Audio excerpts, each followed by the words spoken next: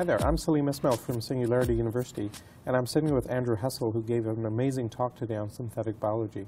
Andrew, thanks for being with us. It's a pleasure to be here. I've got a bunch of burning questions around how you're doing what you're doing and what synthetic biology is all about, and there's a lot of people who are very curious, so I'll jump straight into it. Can you describe it in a few sentences, what synthetic biology is? Synthetic biology is really genetic engineering. Genetic engineering, as we've called it in the past, is really more of an art form. We're putting a true engineering layer on it now, and that means being able to stand on the work done by others, being able to abstract it across different layers, and to realize real innovation faster and faster, building on the past. The core piece of equipment that's making this possible is a DNA synthesizer. It's driving it, turning biology really into an IT industry. A DNA synthesizer is a printer for DNA. It's automated. If you can type genetic code on a computer, ATGC, when you send it to a DNA synthesizer, it will assemble it. Wow. The layman on the street, what practical impacts of synthetic biology will he see in the next 5 to 10 years? I think they'll see more and more. If you look around today, really living organisms are the last thing that we've engineered on the planet. Everything else is pretty much synthetic. Drew Endy points this out in a lot of his work when in his teaching. You know, that we're sitting on an engineered floor, on engineered chairs. Everything in this room has been engineered except for the living organisms. Now that all the barriers are falling away to engineering bacteria, viruses, and much higher organisms, we're really creating a parallel biology, one that's moving at about 100 million years of evolutionary time each calendar year. So we'll see a wide variety of new applications coming out around the world. It's only limited by creativity.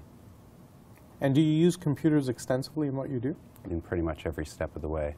Almost everything is stored on computers. DNA code is difficult to read by eye, so we use computer software for that.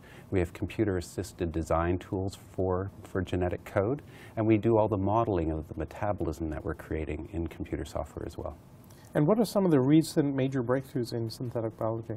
Well, you might have seen that Craig Venter recently synthesized an entire bacterial genome with these technologies. We're getting to the point where we can produce virtually any virus or small microbe with these technologies at a cost that's falling by about half every 10 months. So it's really accelerating quickly, and this is opening up new application spaces. Essentially, we're writing genomic programs. So essentially, you can, once you've modeled a DNA, you can essentially program a new life form out of new DNA from scratch. Right, and there's two different things. We actually, if we're not writing a full genome, but just adding a new essentially program to the operating system, we're just changing metabolism. But the beautiful thing about life is because it self-replicates, if we write a full genome, then we actually get to replicate the hardware as well as the software. Wow. Now, what are some of the major developments that you expect to see in the coming future? Well, I expect that we're going to get very good at programming living things to make a wider and wider range of materials, either chemical compounds or essentially new structural materials as well. Remember, wood is really an output of metabolism.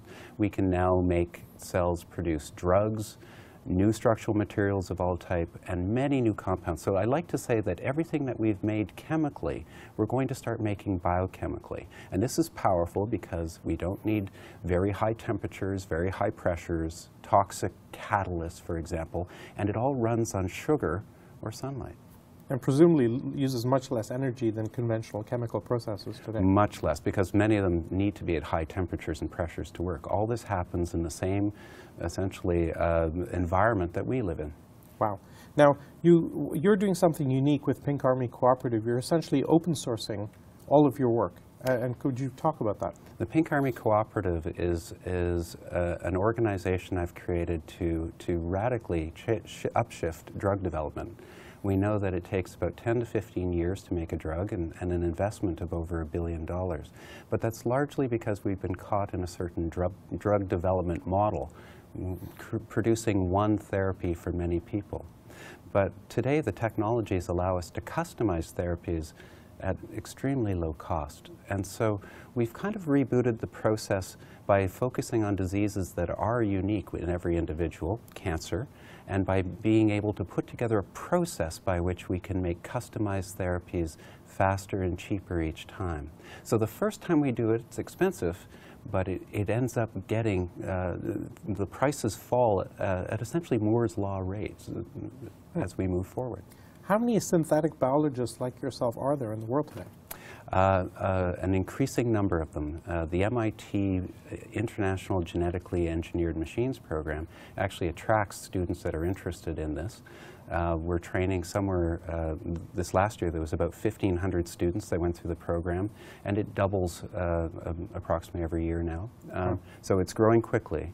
As well as there are actual PhD programs and master's programs, so it's growing international very quickly. This is a growing part of the biotech industry, which is, you mentioned, $76 billion?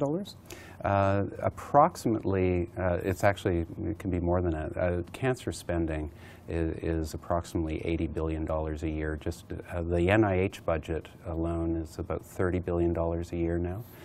Internationally, we spend a tremendous amount on biotechnology and medicine development. We find today that about 50% of it is moving into industrial processes. Agricultural biotech is growing very quickly. This will be rivaling the IT industry in terms of overall dollars within 10 years. And instead of programming computers, you're essentially programming DNA and life. Exactly. DNA is the source code of life. You had a fabulous analogy at the end of the talk around BMW fixing versus destroying. If you wouldn't mind repeating that for the viewers. Yeah, my opinion has been that cancer is the low-hanging fruit in terms of any type of human therapeutic, because we're not trying to fix anything. We're actually just trying to selectively kill cells in much the same way as we might if we had a bacterial infection. The difference is we have very specific antibiotics, but we've never been able to make a really specific cancer therapy. But when people talk about gene therapies versus a cancer therapy, it's the difference between trying to fix a cell and ultimately destroy it. And so I use the example of a BMW. A BMW is an extremely complex machine, as is a cell. If the BMW isn't working properly, trying to repair it requires very sophisticated equipment and training. Very difficult to do. But if you're just trying to destroy a BMW, basically an eight-year-old with a hammer, that car will never run again. Very much the same thing with cancer. We need very crude tools that just work very specifically. That's great. Thank you so much for your time, and thank you again for that lecture this afternoon. Thank you. It's a pleasure to be here.